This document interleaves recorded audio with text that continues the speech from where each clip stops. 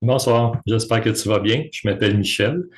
Ce soir, notre conversation va être à propos de l'entrepreneurship. Donc, comment démarrer, un peu qui on est, un peu quelle façon de penser par rapport à ça, et c'est quoi les démarches légales, officielles, qu'est-ce que ça implique de démarrer quelque chose, soit à petite échelle, soit à moyenne échelle ou à grande échelle.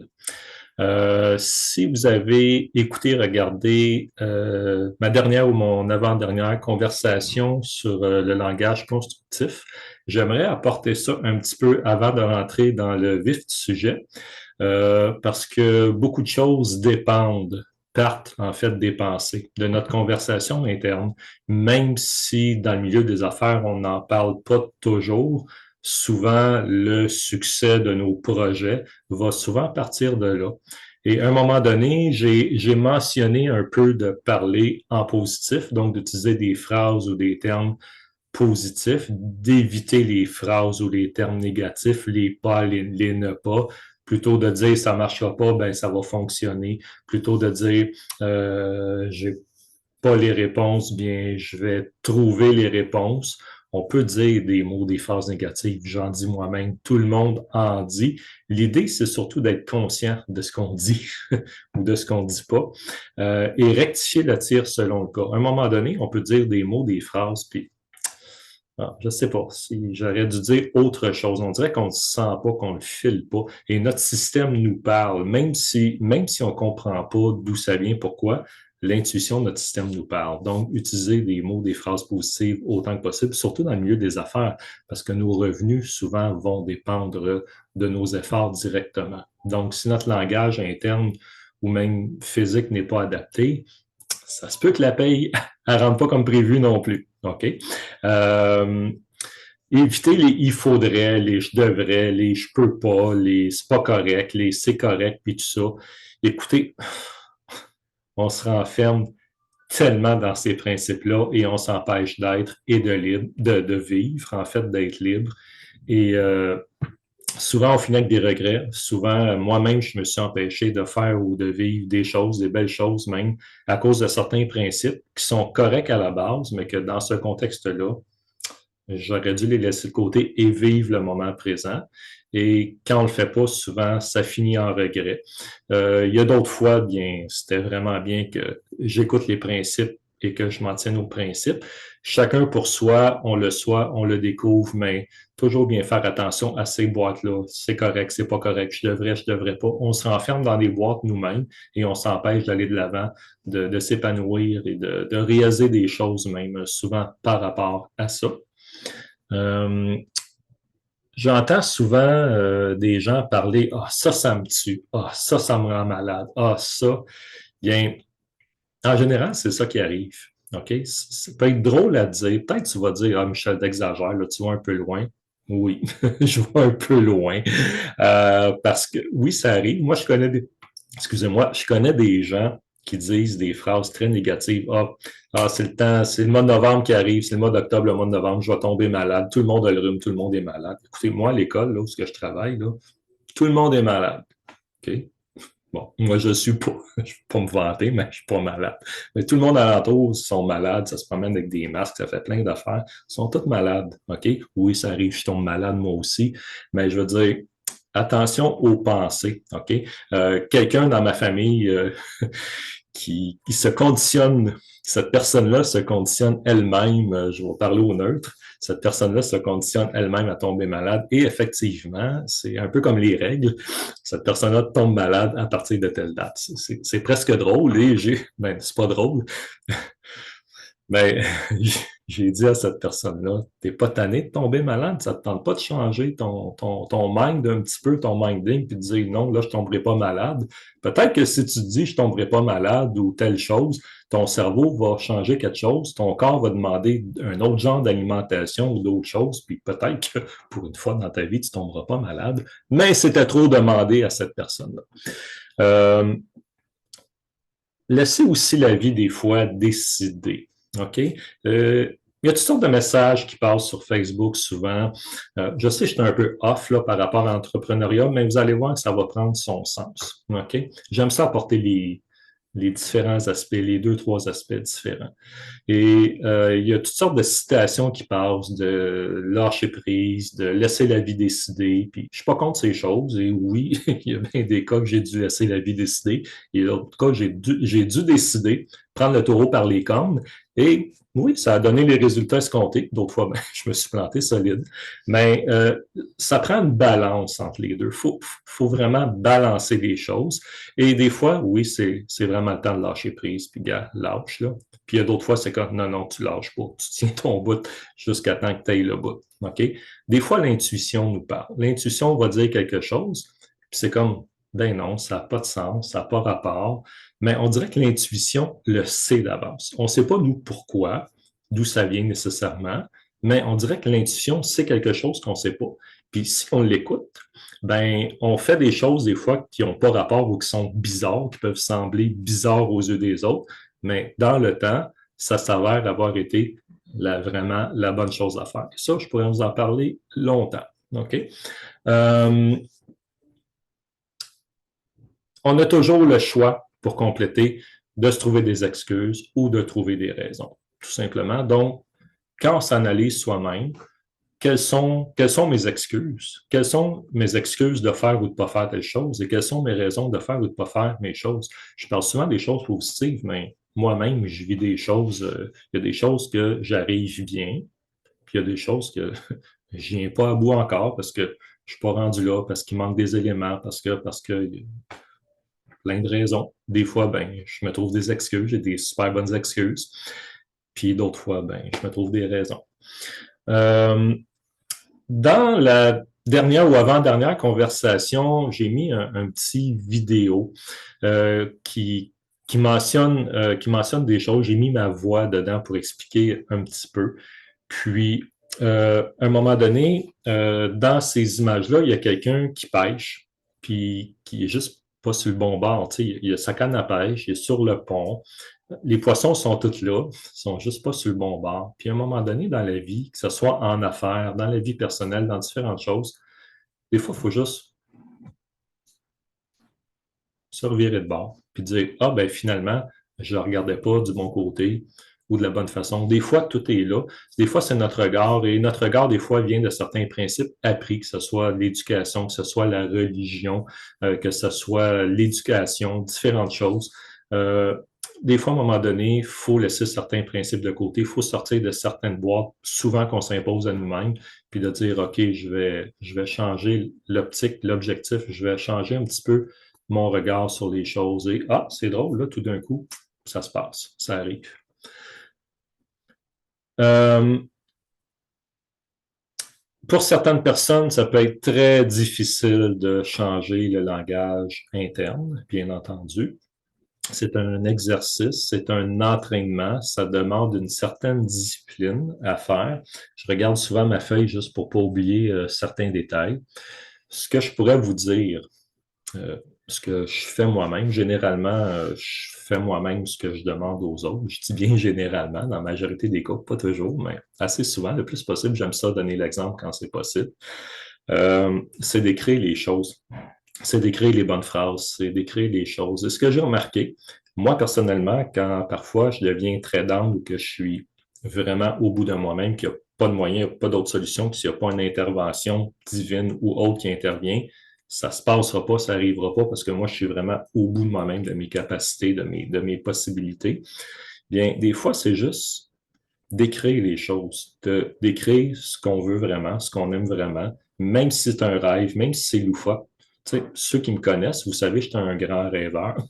À mon avantage, mais à mon grand désavantage, ben, j'ai souvent tendance à prendre mes rêves de la réalité. Et des fois, le réveil est très brutal. Mais quand même, d'écrire les choses, parce que j'ai quand même des très beaux rêves aussi qui se sont réalisés. Out of the blues comme ça. Et la magie là-dedans, c'est juste des écrits. Puis quand on est au bout de soi, qu'on se dit c'est impossible, ça n'arrivera jamais, ça se passera pas, ça marchera pas, la business ne marchera pas, mes amours ne marcheront pas, mon argent, ça marche pas, mon prochain véhicule, je peux pas le... Peu importe les raisons que vous avez, c'est de regarder des fois au loin cette feuille-là, puis de dire, ben juste dire, OK, je souhaite ça, je demande ça, et à un moment donné, peut-être qu'il va se passer quelque chose, puis ça va se faire, tout simplement. Non, on ne sait pas. L'idée, c'est de l'avoir décrit pour le mettre dans la réalité, et ça fonctionne vraiment très bien. Et de le regarder de temps à autre, même si on sent que c'est impossible, qu'on ne voit pas, nous, la façon qu'on peut le réaliser, le faire, parce qu'on est au bout de nous-mêmes, des fois, dans certains cas, bien, c'est de le regarder puis de dire, ben, OK, peut-être qu'un jour, il y a quelque chose qui va se passer, puis ça va se faire tout simplement. Sur ce, dans la dernière ou avant-dernière conversation, je ne me souviens pas, j'ai parlé de salaire aussi. C'est quoi ton salaire? En fait, je voulais pas savoir c'était quoi votre salaire.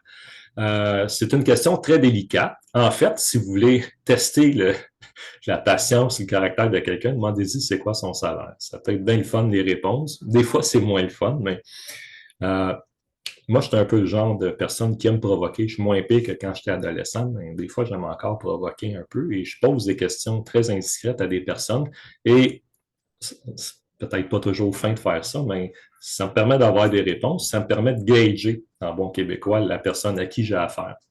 Puis, la question du salaire, des fois, c'est délicat. En fait, on ne veut pas le savoir. L'idée, c'est, es-tu satisfait avec ce que tu as? Arrives-tu à bien fonctionner puis à bien vivre avec ce que tu as? Que ce soit un salaire, que ce soit des royautés, que ce soit des revenus récurrents, peu importe, des redevances, peu importe comment on appelle ça, des profits, des gains en capitaux, peu importe. Es-tu satisfait de ce qui rentre? Et si tu n'es pas satisfait, soit parce qu'il y en a passé, il en manque, ou juste parce que tu n'es pas satisfait, tu en veux plus, ben, ça part de là. En fait, tout part vraiment de là.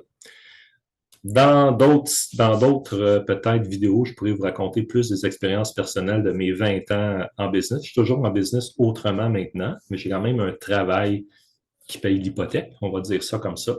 Mais dans mes 20 ans de business, j'en ai vécu et passé des vertes et des pommures. Donc, peut-être dans une prochaine présentation, une prochaine conversation, je pourrais vous raconter des petits trucs là-dessus. Sur ce, bien, je vais passer à la présentation, puis on va rentrer vraiment dans le vif du sujet. J'espère que vous voyez bien mon écran. Je pense que oui. Je vais juste enlever ça ici. Et c'est parti.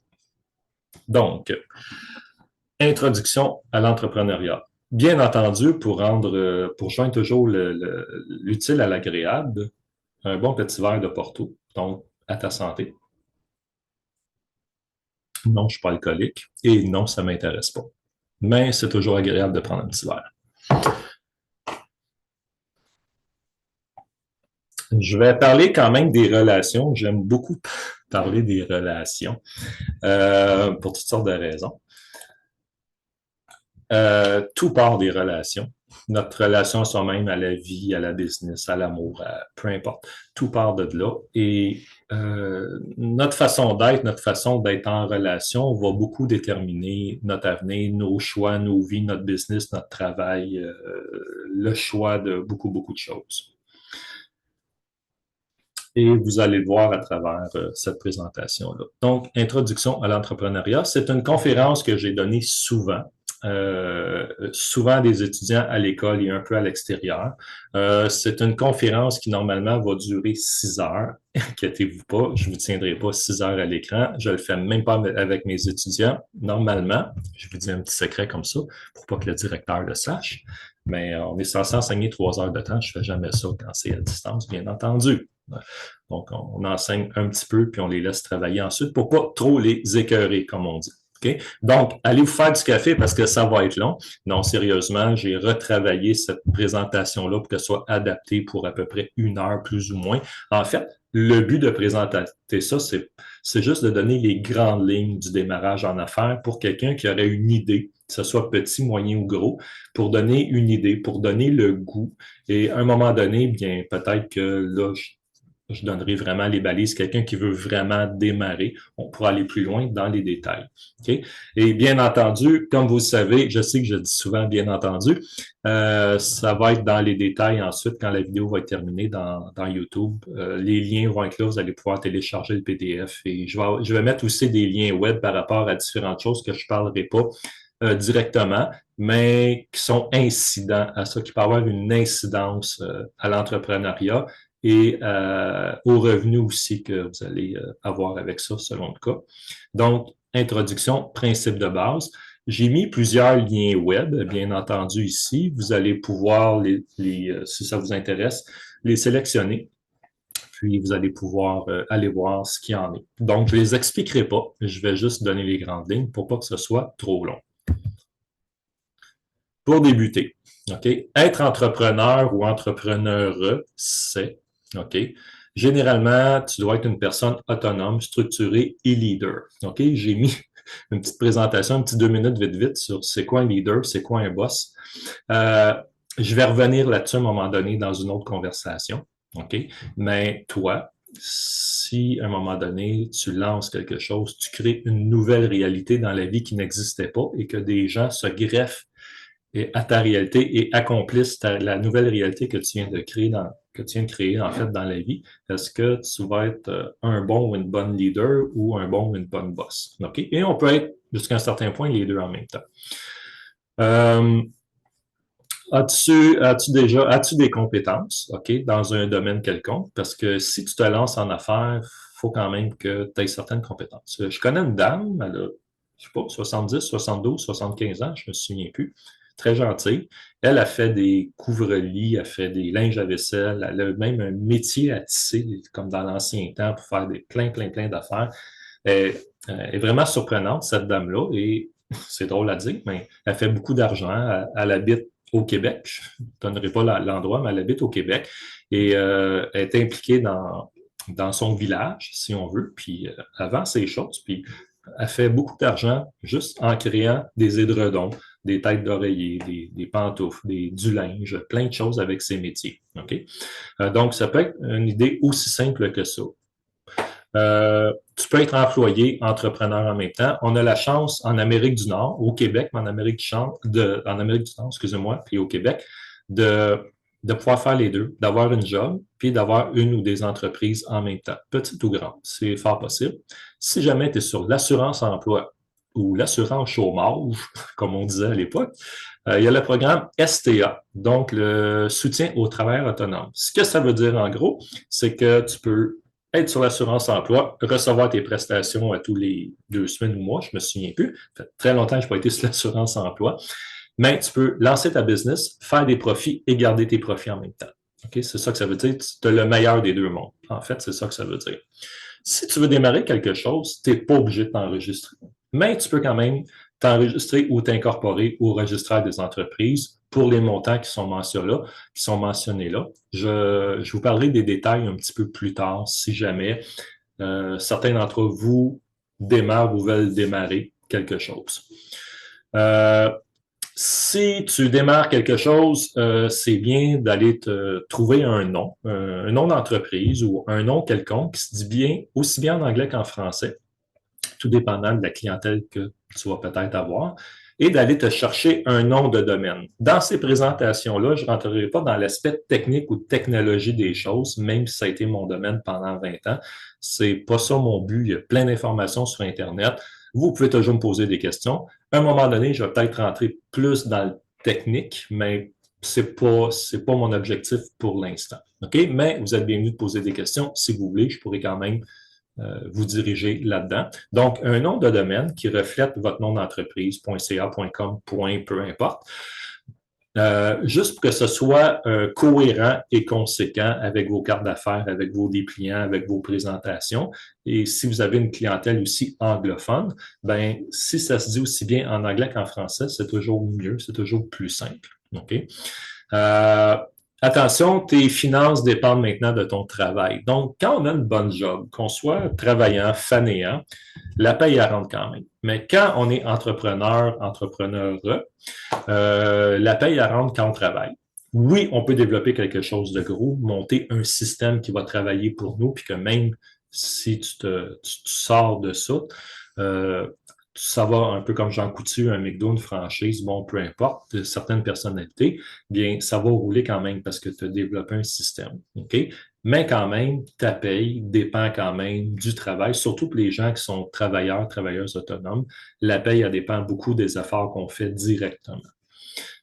Tes diplômes, tes certificats, attestations, en fait, tout ce que tu as fait dans ta vie, ça peut être utile et même important. Tes clients vont peut-être te demander des preuves de tes compétences ou de tes capacités ou de tes talents. C'est préférable d'avoir le papier.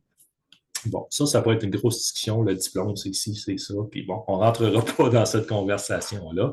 Le diplôme prouve rien, aussi bien autant qu'un motard peut être habillé en habit cravate qu'un qu'une super bonne personne va être habillée en guenille. On va dire ça comme ça. OK? Donc, l'habit ne fait pas le moine, mais c'est toujours mieux quand on a le papier. Ça sert quand même de preuve. Okay? Entoure-toi des gens de confiance qui ont les connaissances, les compétences que tu n'as pas. OK? Moi, dans mon cas, j'ai dû m'entourer de personnes. Moi, je suis bon ou je suis performant dans certains aspects, mais pas pantoute dans d'autres. OK? Je travaille beaucoup avec ma fille. Ça, c'est vraiment agréable. Ma fille, elle a tout l'aspect publicité, marketing à différents aspects. Ma fille, c'est vraiment une super partner, je vous dirais. J'adore travailler avec ma fille et c'est réciproque. Mais entourez-vous de gens qui ont ce que vous n'avez pas. Parce que quand on essaye de faire tout par nous-mêmes, en fait, on perd notre temps, on perd notre argent, puis ça ne donne pas les résultats escomptés, puis on se fatigue inutilement. Euh, Restez toujours, en fait, reste toujours dans ton domaine de compétences, OK? Parce que si tu essaies de faire quelque chose que tu ne connais pas, ça pourrait te nuire ou te causer un problème à un moment donné. Puis, reste toujours à jour sur ta facturation ainsi que sur tes créances parce que ton argent, c'est ta vie. Donc, si tu es à jour, tes choses sont payées et que tu es payé à temps, ça va bien aller généralement. OK? Préférez une économie circulaire lorsque possible. Okay? J'ai regardé plusieurs sites de compagnies pyramidales. Je ne parle pas des pyramidales illégales, je parle des pyramidales, ça peut être McDo, ça peut être Walmart, ça peut être d'autres compagnies comme ça, que les chefs d'entreprise, les CEO, les actionnaires font beaucoup, beaucoup d'argent, voire des millions par année, mais que les employés sont payés au salaire minimum. OK? Et qui n'ont pas de possibilité de plus. OK? Donc, ça fait ça. Ouais. OK? Puis quand l'argent est rendu en haut, généralement, elle reste là. OK?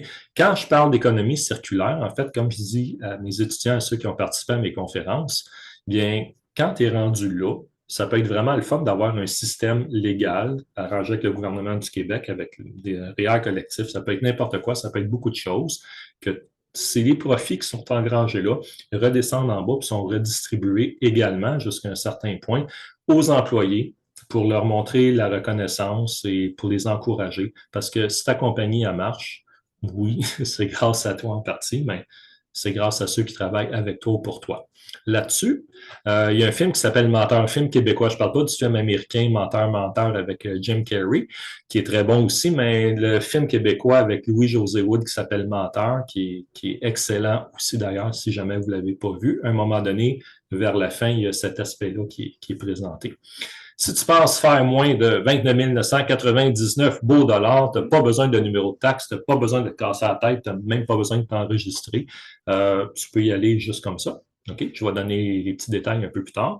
Mais si tu penses faire plus que 50 000 à un moment donné, oui, ça va te prendre tes numéros de taxe et ça va être préférable d'être incorporé pour pas que ça te coûte cher, trop cher d'impôts, en fait. OK? Et moi, les premières années, je me suis fait un peu pogner avec ça. Ça m'a coûté très cher d'impôts jusqu'à temps que j'allume et je disais, OK, là, je viens d'allumer. Okay. Lecture suggérée. Je ne parlerai pas beaucoup de mon parcours dans cette présentation-là. Ce n'est pas mon but. Je vais peut-être en parler plus dans une autre présentation plus détaillée pour ceux qui veulent vraiment démarrer quelque chose, qui sont vraiment intéressés à démarrer quelque chose. OK? Lecture suggérée. Vous connaissez la majorité de ces livres-là. Il y en a plein, plein, plein, plein. Réfléchissez, devenez riche. Le barbier riche, père riche, père pauvre. Qui a piqué mon fromage quand on doit des fois repenser, recadrer sa vie parce qu'il y a eu des changements, puis on doit trouver autre chose. Les 7 habitudes des gens efficaces, puis bon, il y en a plein, plein d'autres. OK? L'idée de ça, vous allez dire, ouais, c'est du brainwash. Oui, c'est du brainwash. OK? Mais il y a du brainwash qui est efficace. Il y a du brainwash qui est bon, qui va empêcher d'être négatif, puis qui va vous donner des résultats vraiment positifs, puis qui va vous amener à la vie que tu désires. En fait, ça va t'amener à la vie que tu veux vraiment, selon ce que tu veux. Il y a des gens qui veulent pas une vie vraiment, qui veulent juste. Il y en a qui veulent une vie, qui veulent des choses. Ces livres-là peuvent aider à avoir la vie que tu veux vraiment dans ce sens-là. Okay? Fait que dans ce sens-là, oui, ça peut être un brainwash, mais c'est un bon brainwash. Je sais que ce terme-là a une connotation très négative, mais il n'est pas nécessairement négatif comme tel. Et la question qui tue, OK, si tu n'avais pas à gagner ta vie, qu'est-ce que tu ferais de ta vie? Tu n'as pas à gagner ta vie parce qu'il y a eu un miracle dans ta vie, ta carte de débit, il y a toujours de l'argent dedans. Quand tu vas tanker à station-service, tu mets du gaz dedans. En fait, tu n'as même plus besoin d'aller tanker. Ta tank à gaz est toujours pleine. Non, mais t'imagines, tu sais, je sais pas, moi, tu fais une prière, tu fais quelque chose, puis tu es exaucé, tu fais une demande, puis tu es exaucé, tu n'as plus jamais besoin de tanker. Ta carte de débit, elle marche tout le temps, il n'y a pas de problème. Imagine que ta vie est comme ça. Ouais. Tu fais quoi de ta vie maintenant? Parce que tu n'as plus besoin de la gagner, c'est déjà fait. Tu as juste à la vivre puis à l'investir. Tu fais quoi de ta vie? Pose-toi cette question-là.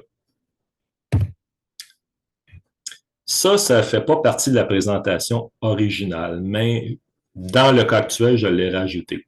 Ton corps te croit sur parole, alors surveille tes mots. Ça revient un peu à ce que j'ai parlé au début, ça revient un peu à différentes conversations que j'ai postées dernièrement sur YouTube.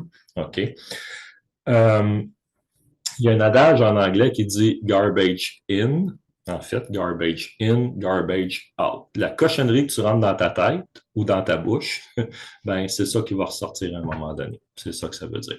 OK? Je vais passer les autres détails. Je pourrais vous dire, votre langage interne, en fait, votre corps. Tu sais, il y a des gens qui sont jeunes puis qui paraissent vieux, puis il y a des vieux qui paraissent jeunes. OK?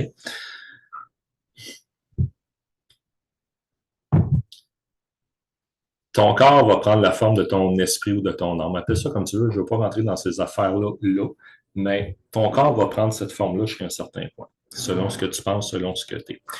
Puis, si tu t'alimentes bien, tu manges bien, tu suis certaines règles de vie, tu as un système de pensée cohérent qui fonctionne puis qui te donne le goût de vivre, qui est constructif, ça va paraître aussi dans ton corps. Ça va vraiment paraître. Et on le voit chez certaines personnes. Tu sais, honnêtement, regardez-moi, moi j'ai 67 ans. Oui, j'ai 67 ans, je m'en vais sur mes 68 ans. Ça paraît pas, mais non, ça paraît pas. Est-ce que vous me croyez? Oui, vous me croyez, vous faites bien de me croire. Non, vous faites pas bien de me croire. J'ai 35 ans en réalité. Donc, je niaise là, mais sérieusement, votre corps souvent va prendre la forme. Votre santé physique, votre santé physique, en fait, souvent va dépendre en partie de votre santé mentale. Et ça, je pourrais vous le prouver. OK? J'ai eu des moments difficiles et mon corps, vous savez, tous ceux qui ont eu des moments difficiles, le corps prend le coup et quand ça va mieux, ben le corps va mieux souvent. Vous savez déjà tout ça. Donc, si vous voulez bien prendre soin de votre corps, prenez bien soin de vos pensées. N'oubliez pas, garbage in, garbage out. Je m'excuse de le dire en anglais. Maintenant, les types financiers. J'ai déjà parlé de ça un peu. Je ne passerai pas nécessairement trop de temps là-dessus, mais il y a un cadran avec quatre étapes. On pourrait peut-être appeler ça comme ça, 4 étapes, 4 états. Il y a l'employé, il y a le travailleur, travailleuse indépendant, il y a l'entrepreneur, entrepreneure. Comme j'ai déjà mentionné, j'aime mieux le terme entrepreneur que entrepreneuse. Ça fait un peu bizarre. Une fois, j'ai fait une gaffe, j'étais allé au salon de massage, ceux qui sont corrects là en passant. Puis je parlais avec la masseuse, mais là, elle dit non, il ne faut pas dire ça, masseuse, il faut dire massothérapeute. Masseuse, c'est pas la même affaire. J'étais un peu tata là-dessus, je ne le savais pas. Mais je l'ai appris assez vite qu'il ne faut pas dire ce mot-là. Donc, entrepreneur et non pas entrepreneuse. On va dire ça comme ça. OK? Oui, je sais, je tata. Bon, c'est correct. C'est un fait accepté. C'est réglé dans ma vie. C'est correct. Je suis tata. Donc, il y a les travailleurs, travailleuses indépendants et il y a les investisseurs, investisseurs. OK? Donc, un employé, ben, on sait tous c'est quoi. On est tous des employés jusqu'à un certain point, à tort ou à raison. OK? Mais on est tous des employés, donc on vend ou on donne notre temps pour un certain montant d'argent. Et en plus, le gouvernement, selon le cas, notre employeur nous récompense en fait avec un fonds de pension qui nous permettrait de vivre. Mais ça aussi, c'est un gros mensonge. C'est du gros garbage jusqu'à un certain point.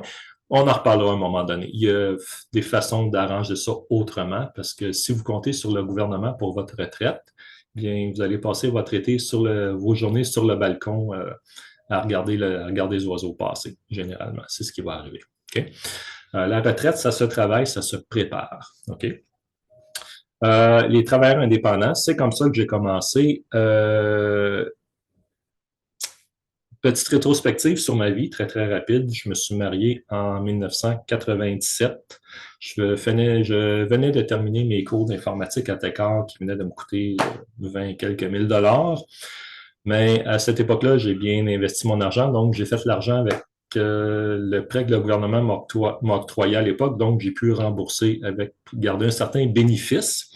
Heureusement que j'ai fait ça comme ça. Et on venait de s'acheter notre première maison, en tout cas, l'auto. On avait 2 autos. Ma femme, à l'époque, pas longtemps après, commençait son baccalauréat en enseignement. Et moi, je venais de lâcher une job pour en avoir une autre plus payante. Je venais d'avoir une belle promotion comme système admin d'une compagnie à Ville-Saint-Laurent qui produisait un logiciel pour l'armée canadienne. Donc, je me promenais un peu partout au Canada, dans les bases militaires canadiennes pour installer ce système-là. Donc, j'étais bien. J'étais bien. Et du jour au lendemain, tu sais, la fameuse sécurité financière qu'on vous garantit, ben, elle a disparu. OK? Donc, je me retrouve du jour au lendemain, plus de paye, plus de salaire. Je vais voir mon patron quelques semaines avant. J'ai dit, écoute, Daniel, il s'appelle Daniel. J'ai dit, gars, j'ai un nouveau poste, j'ai ça, j'ai ça. Ça serait le fun, une petite augmentation de salaire parce que mes responsabilités sont différentes. En tout cas, j'ai eu l'augmentation que j'ai demandé. Puis, lui, je pense 2 semaines après, il vient me voir Michel, il dit, c'est fini, on vient de faire faillite. Faillite, ouais. En fait, c'est une faillite truquée, arrangée. Les actionnaires voulaient récupérer les montants.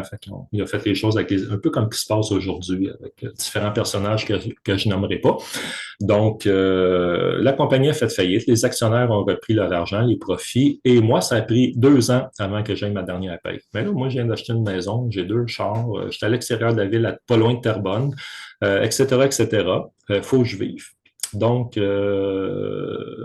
ma femme a dit, ben, peut-être le temps pour toi de partir en entreprise. Tu as toujours dit qu'un jour, tu aurais ton entreprise, tu as fait tes cours pour ça. Puis bon, histoire courte, la journée de ma fête au mois d'avril, en 2000, je m'en vais enregistrer à des entreprises. Je ne peux pas le faire par Internet à l'époque. Je pars ma compagnie.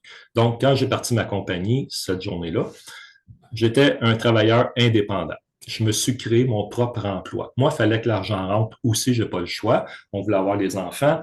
On s'en allait à Disney.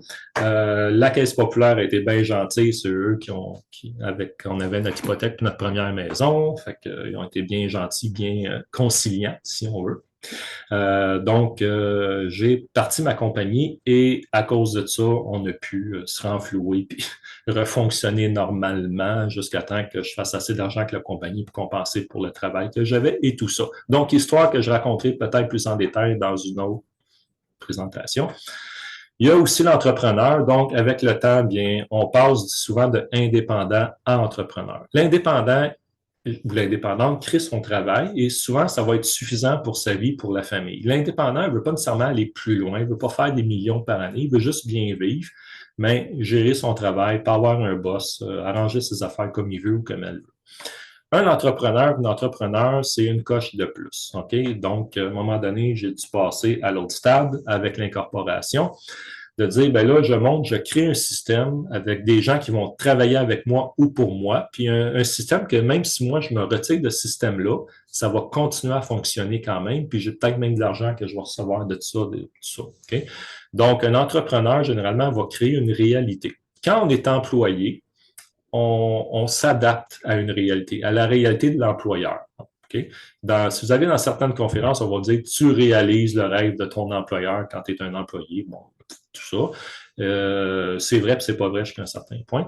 Mais quand tu es entrepreneur, bien, les gens qui travaillent avec toi dans la réalité que toi, tu viens de créer vont se greffer à ça et eux vont contribuer à réaliser ton objectif, tes rêves, là, peu importe. Et ce système-là va fonctionner pendant un certain temps et un jour, tu vas pouvoir te retirer de ce système-là et si ton système est bien rodé, il va fonctionner. L'idée d'être un entrepreneur aussi, c'est avec l'argent que tu vas faire, bien les déductions d'impôts, d'être protégé contre les poursuites et d'instituer quelque chose dans la vie, on va dire dans la réalité, dans la société. Donc, c'est une coche de plus. Et de faire travailler des gens, grâce à ton entreprise, peut-être que tu vas donner de l'emploi à des gens. OK? Et il y a l'investisseur. L'investisseur, c'est à part. Généralement, on travaille pour l'argent, vous le savez déjà, mais l'investisseur, ce qu'il va faire, c'est qu'il va faire travailler l'argent pour lui ou pour elle. Donc, si tu as 18 ans et que tu es citoyen ou citoyenne canadienne, tu peux être investisseur, investisseur. Donc, tu vas prendre ton argent qui te reste, qui dort à la banque, et tu vas faire quelque chose avec, qui va faire qu'elle va travailler pour toi, elle va te rapporter de l'intérêt. Donc, ton 10 ton 100 ton 1000 ton 10 000 ton 100 000 que tu vas placer, dans quelques années, il va valoir 3, 4, 5, 6 fois ça. La façon qui est placée, c'est dans des intérêts, des business, la bourse. Bon, il y a plein de façons de faire travailler l'argent. Okay? Mais ce sont les étapes normales, naturelles, d'employé jusqu'à investisseur. On va dire c'est un cercle. Avantages et désavantages de l'entrepreneuriat. OK? Comme je vous dis, cette conférence-là est très, très réduite pour que ça fitte dans le YouTube. Là. Je ne vais pas faire une vidéo de 3 heures de temps non plus. Mais rapidement comme ça, quand tu es entrepreneur, entrepreneuriat, tu as la liberté d'horaire généralement. C'est vrai, puis c'est pas vrai parce que quand tes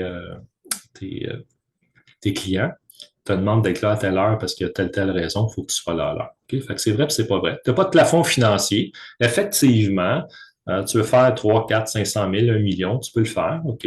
Moi, j'ai atteint certains niveaux dans ce domaine-là que je parlerai dans une autre présentation. Donc, des niveaux qu'une job te donnera jamais. OK? Je vous parlerai peut-être pourquoi j'ai une job aujourd'hui que j'aurais pas eu besoin d'avoir normalement. Ça, c'est un autre aspect. Pas de patron, c'est toi le patron. Par contre, moi, dans mon entreprise, j'avais une centaine de clients. Là-dessus, j'avais une cinquantaine qui me faisaient vivre, qui faisaient mon chiffre d'affaires, qui faisait que je payais toutes mes affaires avec ça.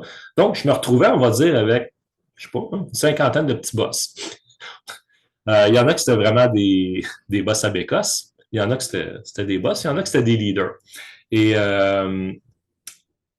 quand un ou des clients te demandent d'être là à telle heure pour telle raison, tu dois être là. Okay? Des fois, il y a un travail d'équipe qui se fait, il y a un projet, c'était des projets en informatique, c'était des installations, c'était des migrations. Des fois, on était plusieurs consultants, il fallait être là tous ensemble. Okay? Tu as le droit à des déductions de dépenses. Donc, si tu es entrepreneur, tu peux déduire tes dépenses. OK? Déduire ton hydro, ton Internet, ton logement, ton hypothèque, ton auto, ton gaz, plein d'affaires. Moi, mon comptable m'a même dit que je peux déduire ma fille. Oui, j'avais un crédit d'impôt pour ma fille. À l'époque, ma fille était plus jeune. Et mon comptable me dit, Michel, il dit, Jordan, peux-tu répondre au téléphone? Ben oui. Peux-tu répondre à la porte si quelqu'un sonne, ramasser un paquet UPS ou Fédéral Express? Ben oui. OK. Crédit d'impôt. C'est niaiseux, mais c'est ça. OK. Les vêtements, si vos vêtements sont identifiés, tout ça, vous pouvez utiliser ça, faire de représentation. Bon, il y a plein de déductions auxquelles on a accès. OK. Ça va coûter moins cher d'impôt. Et tu es le chef ou la chef de ton entreprise, tu crées ton environnement dans lequel d'autres vont se greffer. OK? Par contre, la contrepartie de ça, c'est que c'est toi qui as le poids des décisions. Donc, si ça ne marche pas, ça ne marche pas. Ça revient sur tes épaules à toi. C'est toi qui as la responsabilité financière sur tes épaules, les responsabilités techniques selon le cas, légal, tout ça. Tu dois être une personne qui sait s'organiser. Tu dois avoir un agenda bien organisé, qu'il soit vide ou plein, mais tu dois avoir quelque chose bien organisé parce que tu dois bien traiter tes clients parce que c'est eux qui te payent, c'est eux qui te donnent ton argent. Donc, si tu vas avoir l'argent, tu as intérêt à. Difficile d'avoir des vacances payées. Moi, ça a pris presque 10 ans avant que je puisse me prendre un mois de vacances l'été, puis avoir l'argent qui rentre quand même, puis avoir 2 personnes qui me remplacent, puis être capable de les payer, puis avoir de l'argent qui rentre quand même en même temps pendant que je suis en vacances. Ça a pris quasiment 10 ans. Mais ça valait la peine. OK?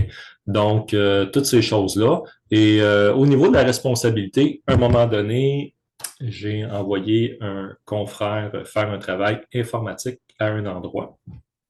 Et je peux dire, ce tata-là, bien gentil, bien compétent, mais un petit peu tata c'est bon, est allé dire quelque chose qu'il fallait pas dire dans ce contexte-là, dans ce milieu-là. C'est qui s'est fait ramasser d'après vous? C'est moi qui s'est fait ramasser. Heureusement, c'est des clients que je connaissais depuis longtemps. Je me suis excusé long comme le bras. J'ai rien à voir là-dedans. Je me suis excusé quand même long comme le bras. Et j'ai dit à l'autre tata, tu ne retournes plus jamais là, ni ailleurs d'ailleurs. Okay? Si je m'albrive, j'ai besoin de toi. Je vais peut-être t'envoyer un endroit, mais tu vas t'affermer. Okay? Je ne peux pas donner les détails, bien entendu. Mais c'est sur soi que ça retombe parce que quand tu es le patron, c'est toi le patron ou la patronne. Okay? C'est toi la personne responsable. 4 types d'entrepreneurs. Écoutez, il y en a plus que ça. Si vous regardez sur Internet, là, il y a différents types, il y a différentes nomenclatures ou nommages de types de personnalités. J'ai pris ceux-là. Tu as les bâtisseurs, ceux qui veulent bâtir, ceux qui veulent devenir gros, les Bill Gates de ce monde, les Jeff Bezos, les Elon Musk, tous les grands de ce monde qui sont multimillionnaires, multimilliardaires, c'est des bâtisseurs. Steve Jobs et compagnie, et plein d'autres, Jean Coutu et d'autres. Les opportunistes, OK, ce qu'ils veulent, eux, c'est réussir. Donc, ils veulent pas nécessairement que ça soit gros, mais ils veulent réussir, ils veulent tirer leur épingle du jeu, puis peut-être même des fois un petit peu, regarde, j'ai réussi. OK. Les spécialistes. OK. Valeur personnelle. Moi, j'étais plus du côté spécialiste, innovateur jusqu'à un certain point. Donc, les spécialistes, eux, vont être très bons, très bonnes dans un domaine et ils veulent l'apporter aux autres. Ils veulent se valoriser à travers ça aussi, en bonne partie. OK? Et les innovateurs, innovatrices, souvent, c'est des gens qui vont démarrer un organisme à but non lucratif parce que ce qu'ils veulent, ils veulent changer le monde. Oui, il faut que l'argent rentre, on n'a pas le choix, il faut vivre dans le système dans lequel on est. Mais leur but, c'est pas de faire des profits, c'est d'avoir assez pour vivre, mais de changer le monde tout en ayant assez pour vivre. Donc, ils vont démarrer un OBNL ou un OSBL, appelez ça comme vous voulez, un organisme à but non lucratif. Ils vont faire de la recherche et du développement pour améliorer la vie des gens. Okay? Je ne lirai pas tout ça, ça va être trop long. De toute façon, vous allez pouvoir télécharger le PDF de la présentation. Vous pourrez le regarder si ça vous intéresse. Okay? Ce que je voulais démontrer un peu par ce tableau-là, c'est un peu le genre de personne qu'on est et dans le contexte qu'on va être. Donc, si tu es un employé, une personne, un freelance, travailleur, travailleuse autonome, un entrepreneur ou autre, voici un peu ici, OK, ce qui va être relié à toi dans ta façon d'être, de faire et toutes ces choses-là ici. OK? Généralement, ceux qui sont plus attirés par le travail autonome ou les entrepreneurs, c'est des gens qui aiment prendre les décisions. Ça va être des gens de structure qui vont aimer créer, développer et asseoir leur propre structure. Les gens qui préfèrent des employés, c'est des gens souvent qui vont chercher une certaine sécurité, mais qui vont préférer s'intégrer dans une structure déjà montée, déjà fonctionnelle. Il y a toutes sortes de personnalités. On a besoin de tous. On a besoin des employés. Ça serait bien plate d'arriver dans un Tim Hortons un matin puis qu'il n'y a aucun employé parce que tout le monde est entrepreneur. OK? On pourrait voir ça comme ça. Et il y a les autres aussi, OK? Les moines, les explorateurs, les missionnaires, les inventeurs, inventeuses, inventrices, je ne sais plus. Les artistes, les ministres, que ce soit des ministres religieux ou peu importe, les recteurs, directeurs, tout ça. Parfois, c'est des gens d'une classe, des politiciens, j'ai oublié de mettre les politiciens, politiciennes, ce sont des gens d'une classe à part. Eux, ça va être un peu différent parce que c'est un peu un amalgame, c'est un travail, mais en même temps, c'est une business, c'est international, c'est politique. Ça touche autre chose. Okay? Les différentes formes de l'entrepreneuriat. Okay? En gros, au Québec, ben, partout en Amérique, je vous dirais principalement en Amérique du Nord, OK? Si vous décidez de devenir un entrepreneur ou une entrepreneur, vous allez avoir ce qu'on appelle, vous allez faire votre demande au registraire des entreprises du Québec, lequel va vous donner un NEQ, un numéro d'entreprise du Québec. Il va même vous donner vos numéros de taxes tout de suite, mais vous n'êtes pas obligé de les prendre tout de suite parce que si vous les prenez, vous êtes obligé de faire des rapports de taxes aux 3 mois ou au mois, là, tout dépendant de l'entente. Okay? Mais l'idée de ça, c'est que soit vous allez vous enregistrer et ça ne vous coûtera pas cher. Okay? Soit vous allez vous incorporer ça va coûter un petit peu plus cher. Soit vous allez vous incorporer à but non lucratif pour faire un OBNL. Là, vous pourriez démarrer une coopérative, une société en non collectif. Il y a plusieurs formes. OK? Les trois principales, enregistrées, incorporées, OBNL ou juste de rester employé. Et tout ça peut se mélanger ensemble. On peut avoir plusieurs enregistrements dans une incorporation. On peut incorporer d'autres. Tout ça peut s'amalgamer, se mélanger, se transformer. OK? L'idée de ça, c'est que si tu t'enregistres puis tu fais ta petite affaire, ta petite business, bien, le revenu d'entreprise que tu fais va être ajouté à ton revenu de travail si tu as un travail. Donc, si dans ton entreprise, tu fais 40 000, puis dans ton travail, tu fais 40 000, tu vas être imposé sur 80 000. Ça va te coûter cher d'impôt. OK?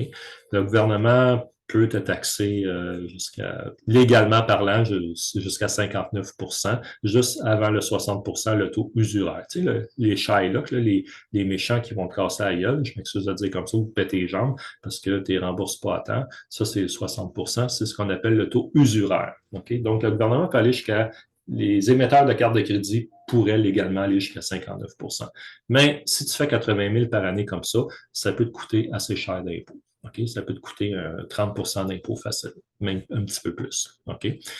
Si tu t'incorpores, ben là, c'est une personne morale. Donc, s'il y a une poursuite, une faillite, un problème, ça ne te touche pas toi. Contrairement à enregistré, si tu es enregistré, tu te fais poursuivre ou tu fais faillite, le huissier peut venir ramasser ton toaster ou ta TV 80 000 pouces. OK, donc je niaise, là, mais tu peux ramasser tes choses dans ta maison. OK?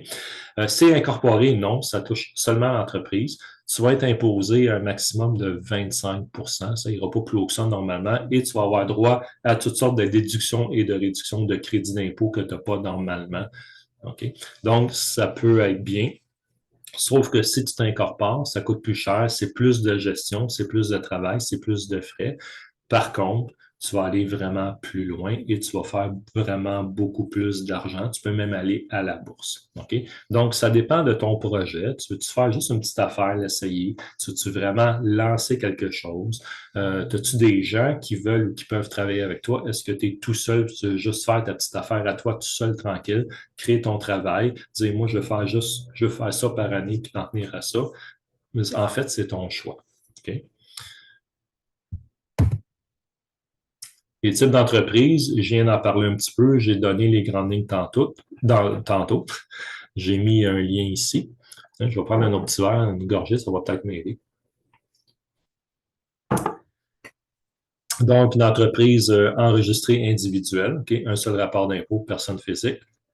Si tu t'incorpores, là, tu vas avoir une charte provinciale, fédérale. Je ne rentre pas dans ces domaines-là parce que ça, c'est quand tu démarres vraiment quelque chose, là, on rentre là-dedans. Tu vas être une personne morale, donc c'est deux rapports d'impôt distincts. Tu peux même, toi, devenir employé de ta propre incorporation et tu vas te prendre un salaire le plus bas possible pour payer le moins d'impôts possible en tant qu'employé de ta propre incorporation.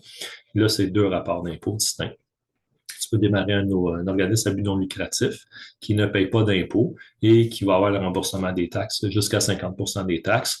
Et tu peux faire une coopérative, société en non collectif, mais il y en a plein. Tu peux faire du MLM, du multi-level marketing. OK, donc à moi, mais là, le cas, toutes ces choses-là, je connais des gens qui réussissent très bien là-dedans, qui font beaucoup d'argent là-dedans. J'en connais, qui sont devenus pauvres à cause de ça. OK, il y a les deux. Et tu peux te démarrer aussi une franchise. Une franchise, généralement, c'est garanti que ça va marcher parce que l'étude de marché est faite, toute l'étude, le plan d'affaires, tout est déjà fait, tout est déjà monté. Toi, tu as juste arrivé avec ton 500 000 ou ton 1 million de mise de fonds. Et tout de suite, le coin de rue qui va être choisi, le quartier, la ville, l'endroit, les recettes, la publicité, le marketing, tout est déjà monté. Okay? C'est pour ça que ça coûte plus cher parfois à démarrer. La mise de fonds est plus haute, mais le setup est déjà fait. Tout ce qui te reste à faire maintenant, ben, c'est de travailler, d'avoir tes employés et de travailler, mais les chances de succès avec une franchise sont généralement très, très hautes, OK? Parce que ça a déjà fait ses preuves. Département possible d'une entreprise, je passe très vite là-dessus.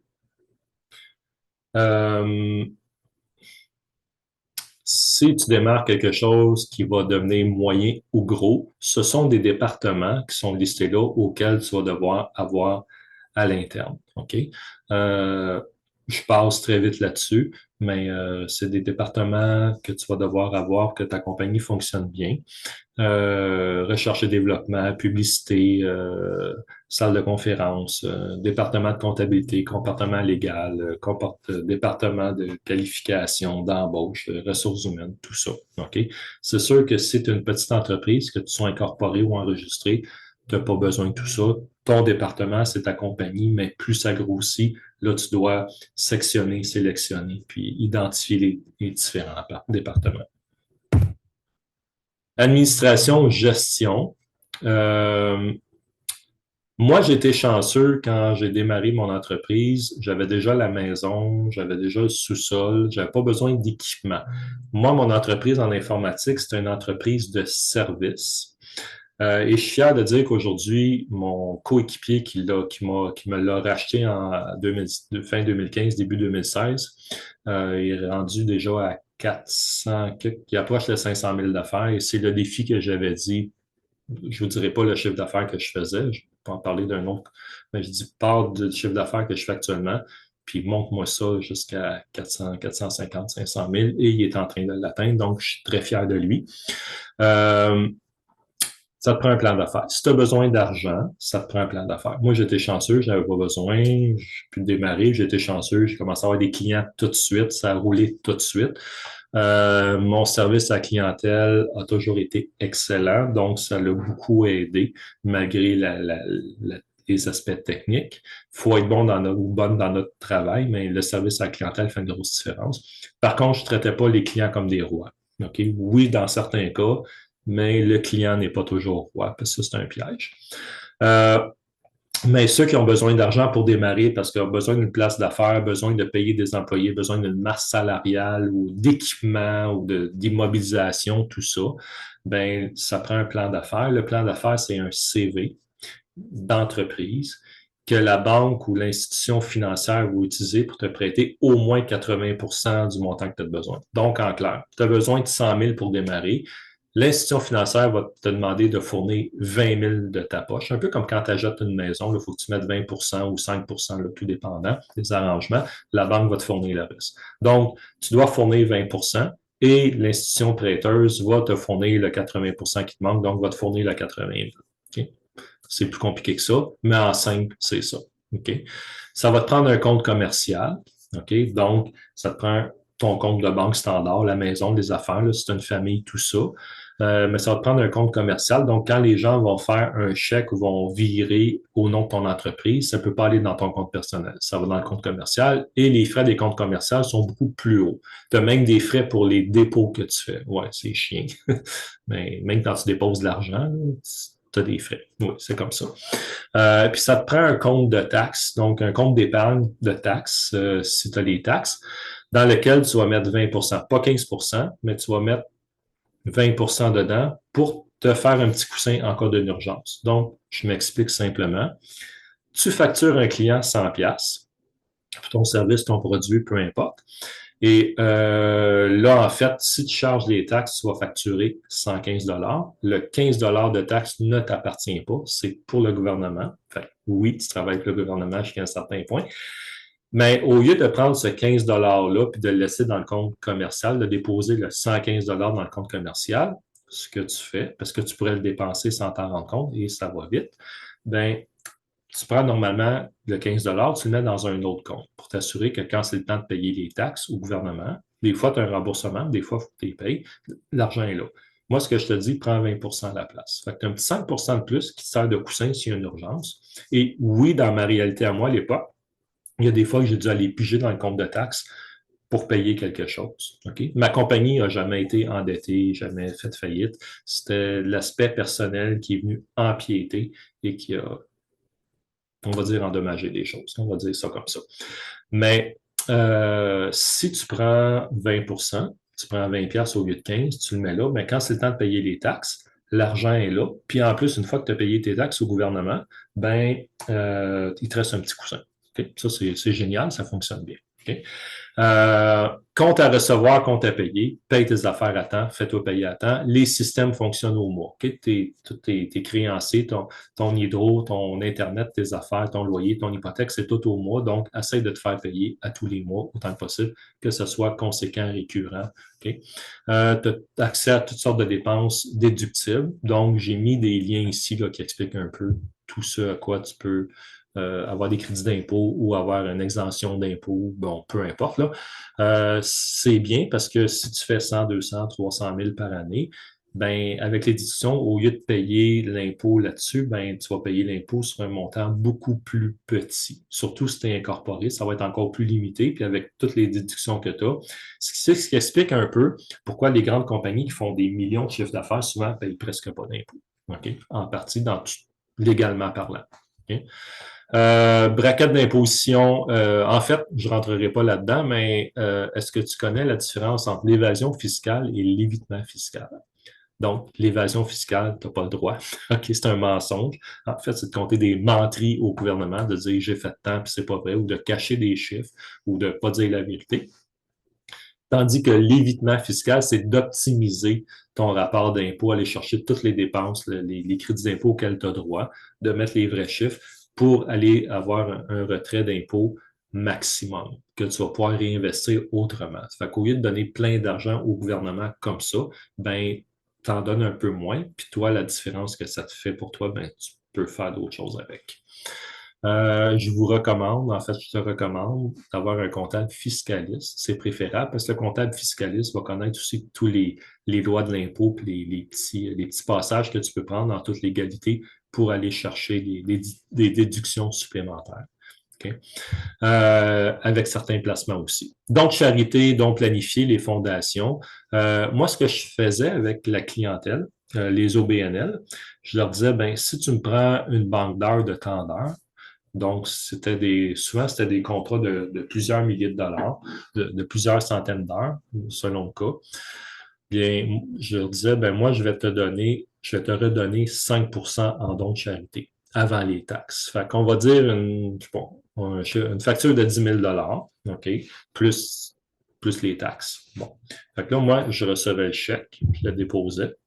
Et là, je prenais 5 du 10 000 avant les taxes et je le renvoyais comme don de charité.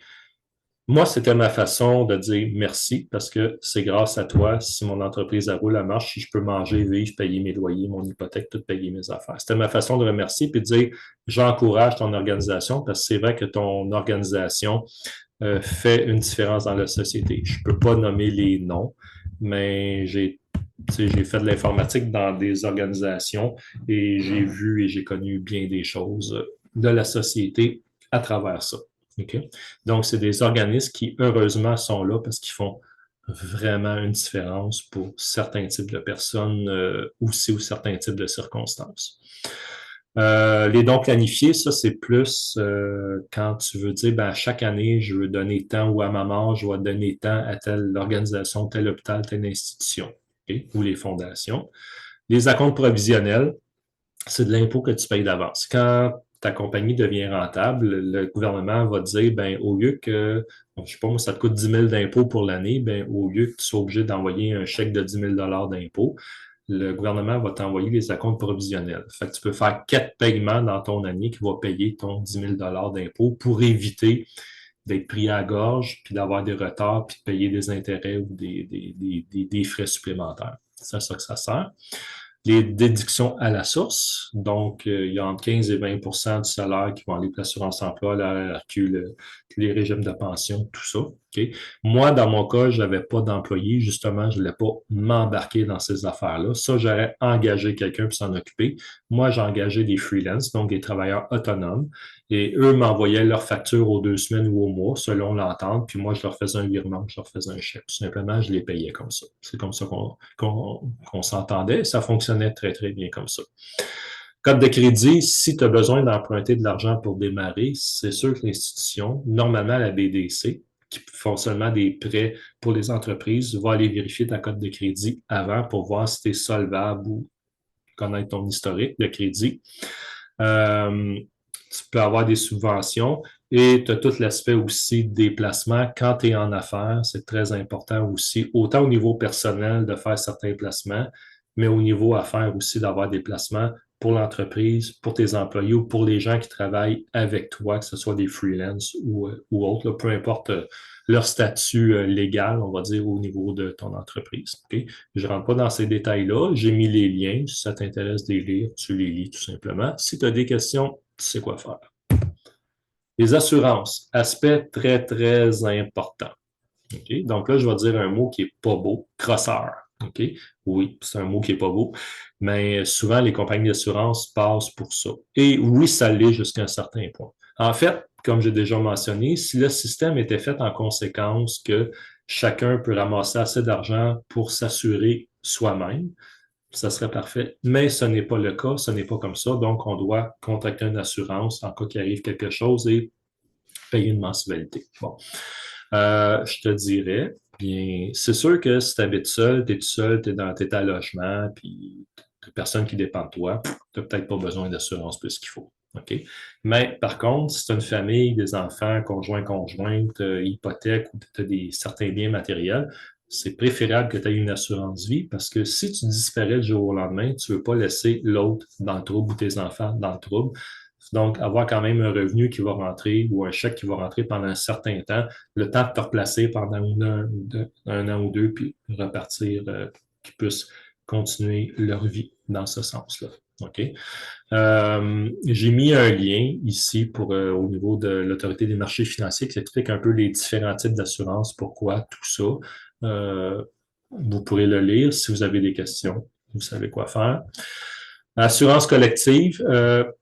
Dans certains emplois ou si vous démarrez quelque chose, ça peut être bien qu'il y ait une assurance collective au sein de votre entreprise. Donc, les employés peuvent avoir une certaine protection grâce à ça. Il y a des frais, ça prend un nombre de personnes minimum, mais ça peut être intéressant. Et euh, pour le recrutement, c'est bon aussi parce que si une personne a le choix d'une entreprise qui a une assurance collective, puis une entreprise qui n'en a pas, même s'il y a un montant qui est déduit dans les DAS, là, dans les déductions à la source sur la paye, les gens vont préférer un travail qui a une assurance qui est fournie en général. Okay? Je passe les normes du travail, assurance responsabilité, tout le monde en a pour ton logement, pour ton hypothèque, ta maison, tes choses. Ça prend une assurance responsabilité. Si jamais quelqu'un vient chez toi, se blesse ou il arrive quelque chose, puis que tu es actionné, tu es poursuivi, ben, pour pas que ça sorte de ta poche, ce soit l'assurance qui paye pour toi. Si dans ton entreprise, c'est un restaurant, un magasin, une boutique, un bâtiment, un café Internet, peu importe, ça te prend des assurances pour ça. Ça te prend des assurances pour les gens qui sont en affaires avec toi, si jamais il y avait quelqu'un qui est poursuivi. Assurance juridique, puis assurance véhicule matériel. Moi, dans mon cas, j'avais une minivan dans laquelle je transportais du matériel informatique qui peut aller jusqu'à 5, 10, 15 000 parfois. Donc, c'est sûr qu'une assurance automobile normale, standard pour le travail, n'assure pas les biens à l'intérieur du véhicule. En passant, ton assurance automobile, si tu travailles avec, doit être couvert pour le travail, pas seulement promenade. Sinon, si c'est un accident, tu pourras avoir de la difficulté à te faire payer. Okay? Et là, ben, il faut contacter une assurance qui dit, ben, je transporte jusqu'à telle valeur de matériel dans mon véhicule. Donc, si j'ai un accident, en plus de payer pour le véhicule, il faut que l'assurance paye ou rembourse pour la valeur de l'équipement que vous transportez, selon le cas. Okay? Facturation.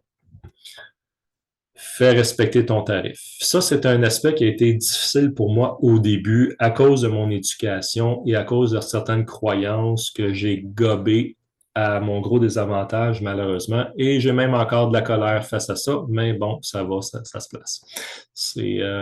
Donc, sans rentrer dans ces détails-là, j'ai dû apprendre à m'affirmer, moi, dans ce sens-là, de dire, gars, bonhomme, le tarif, c'est ça. Si t'es pas content, va ailleurs. Puis ça finit là. Bon, je l'ai pas dit comme ça, mais faites respecter votre tarif. C'est une question de respect de soi, premièrement. Moi, je l'ai appris beaucoup à travers ma business. Donc, j'ai dû désapprendre beaucoup de choses que j'ai cru dans le passé pour réapprendre à nouveau. Ça n'a pas été simple, mais maintenant, j'ai vraiment plus de problème avec ça. OK? Ça s'apprend, ça se désapprend et ça s'apprend. Si vous n'avez pas ce problème-là, tant mieux. Donc, vous allez établir votre tarif, puis ça va être ça. OK? Attention, quand si des fois vous êtes une entreprise de services ou même de produits avec la famille ou les amis, souvent on va faire appel à vous parce qu'on pense qu'on va vous faire un meilleur prix, que ça va coûter moins cher. Ça peut devenir délicat. Moi, je vous dirais, en fait, je te dirais, si tu as des relations auxquelles tu tiens vraiment, qu'elles soient familiales, amicales, amoureuses, n'importe quoi, c'est peut-être mieux de ne pas faire affaire avec ces personnes-là. Dis-leur peut-être qu'ils fassent affaire ailleurs ou il y a une entente très claire. Moi, il y a des personnes dans ma famille ou certains amis, on a une entente très claire. Je vais le faire pour toi, mais c'est ça les conditions. T'acceptes-tu ou t'acceptes pas les conditions? Si tu les acceptes pas, va au magasin. Oui, ça va te coûter plus cher, mais tant pis. OK? Dans ce que je fais actuellement comme business, je le fais pas pour la famille ni pour les amis. OK? C'est client-client, ça finit là. Je mêle pas les émotions, l'amour, l'amitié, toutes ces affaires-là dans la business. C'est trop touché, c'est trop délicat, c'est trop dangereux. OK? Faire moins d'argent maintenant, mais plus longtemps. Donc, apprendre à voir à long terme. Il y a des gens qui vont vouloir faire beaucoup, beaucoup d'argent tout de suite, mais vous savez que l'argent, ça se dépense vite. Parfois, c'est mieux d'en faire moins maintenant, mais les clients vont revenir, puis vous allez faire sur le long terme, vous allez vous retrouver à faire beaucoup plus d'argent finalement. Bon, taux horaire, banque d'heures, contrat annuel, vente au détail, c'était plus associé à l'informatique, mais peu importe le genre d'entreprise que tu vas ou que tu voudrais démarrer, tu peux travailler sous forme de contrat annuel, sous forme de banque d'heures ou tarif horaire. Il y en a même qui chargent à la minute. Tu sais, si tu deviens conseiller, conseillère en quelque chose, accompagnateur, accompagnatrice ou je sais pas, moi, tu vends des chandelles, tu fais tes chandelles toi-même, peu importe ce que tu fais. Okay? Tu peux déterminer toi-même ton système de facturation. Okay? Euh, je vais passer les détails ici. Euh, Parfois, vous allez recevoir une facture, OK? Puis ça va être écrit payable immédiatement ou sur réception. Payable sur réception. Vous n'êtes pas obligé, bien entendu. C'est parce que la personne va avoir son argent assez vite, mais vous n'êtes pas obligé par la loi. OK? Même sur la facture, c'est écrit net 30 jours, 60 jours, 90 jours, 120 jours.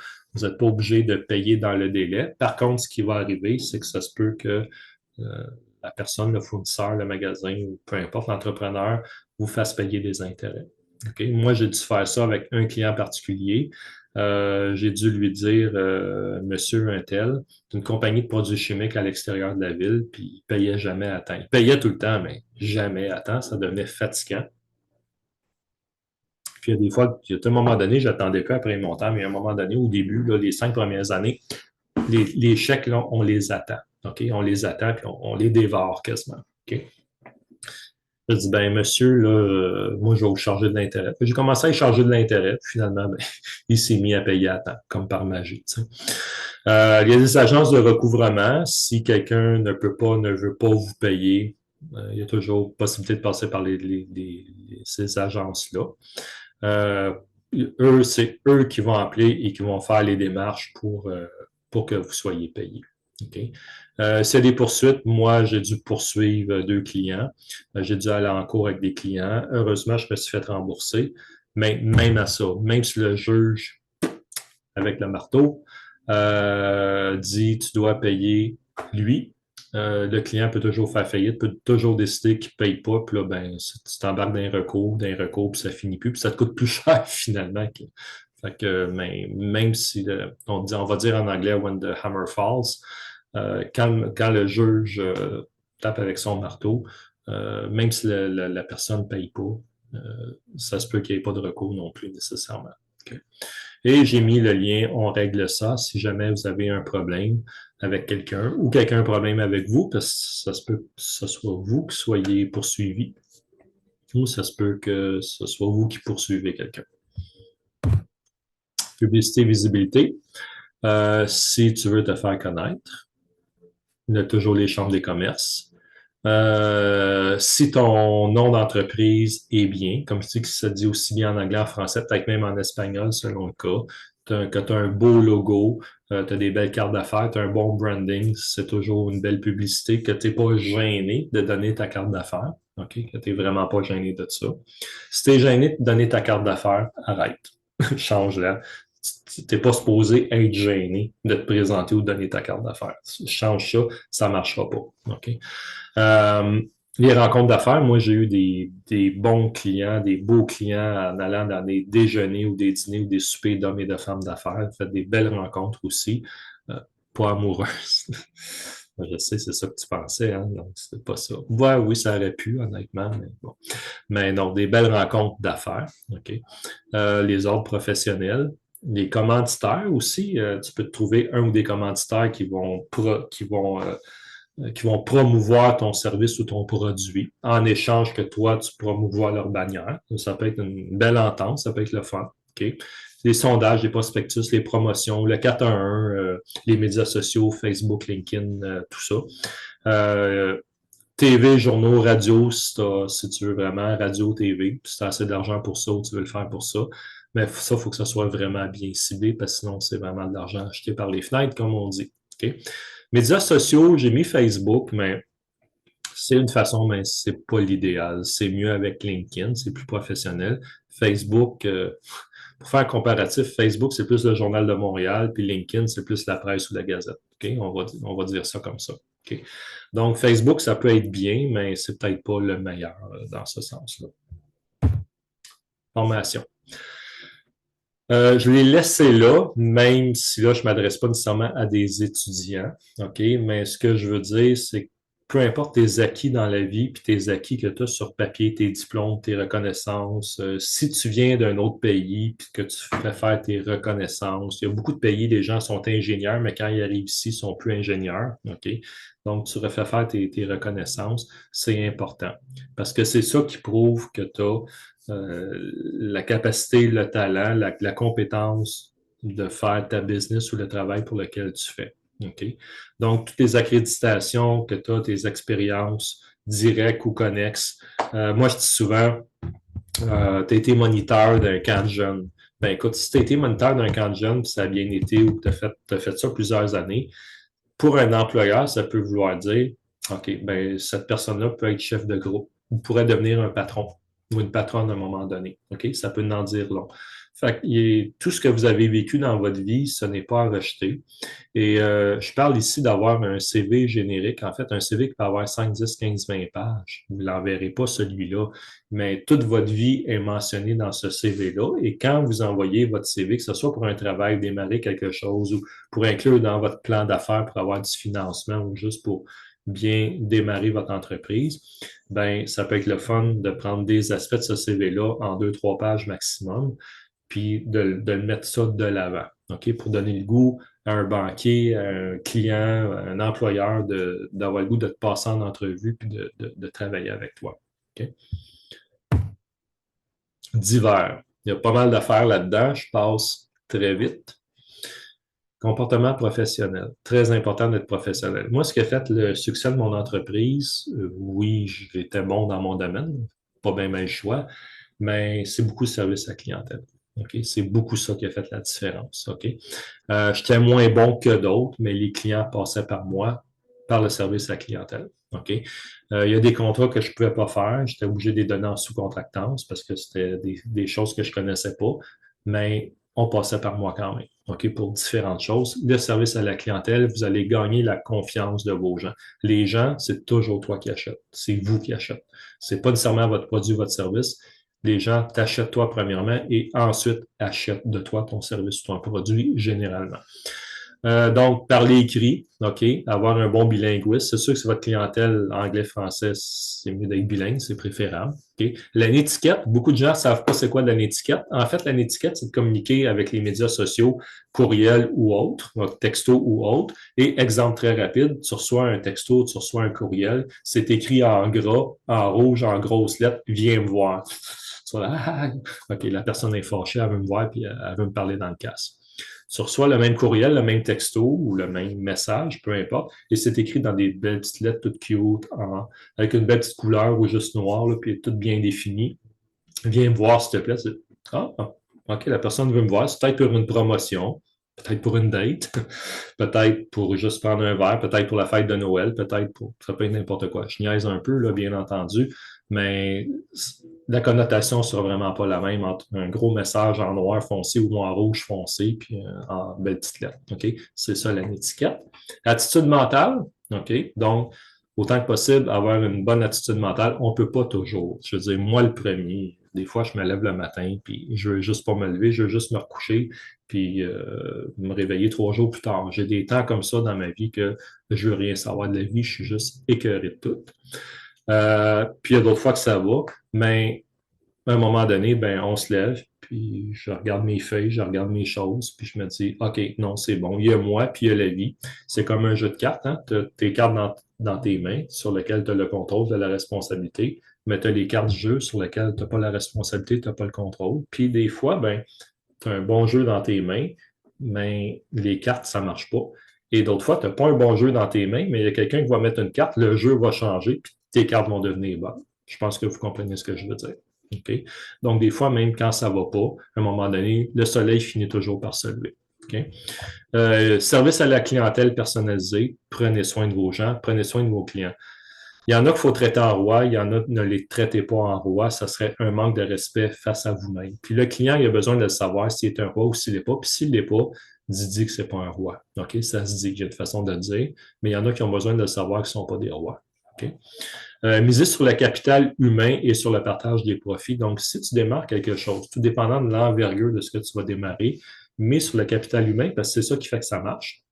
C'est les relations qui font la différence. Tu auras beau faire de l'argent, si tu n'as pas les relations, tu vas la perdre ton argent, puis c'est pas ton argent qui va te sauver de la maladie ou de la mort. Puis ton argent, tu ne l'amèneras pas l'autre bord. Okay? C'est les relations qui font la différence dans la vie, c'est les relations qui font la vie. Okay? Si tu as de l'argent en plus, tant mieux. Okay? Et le partage des profits. Respecte ton monde qui travaille avec toi, que ce soit des employés, des freelances, n'importe quoi, peu importe leur statut, respecte-les, partage tes profits avec eux, fais-leur participer à tes gains. Ils vont être valorisés, ça va leur faire du bien, puis ils vont sentir que ce qu'ils font, c'est pas en vain, ça a une importance. Okay?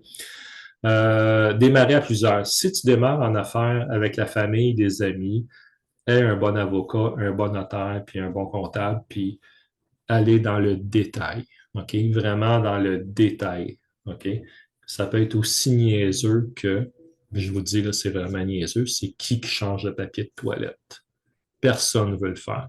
Mais si c'est une entreprise familiale, là, la chicane va pogner parce qu'il y a quelqu'un qui n'a pas changé le rouleau de papier de toilette.